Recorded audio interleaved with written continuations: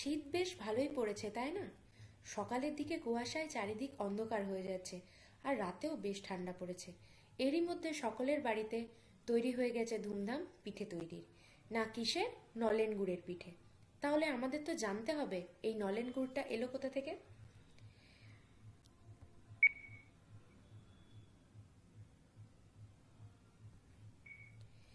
এই নলেন গুড়, যার আর এক নাম খেজুর গুড়, আরও অনেক নাম রয়েছে, কিন্তু এই খেজুর গুড় তৈরি হয় খেজুরের রস থেকে। না না, খেজুর ফলের রস থেকে নয়।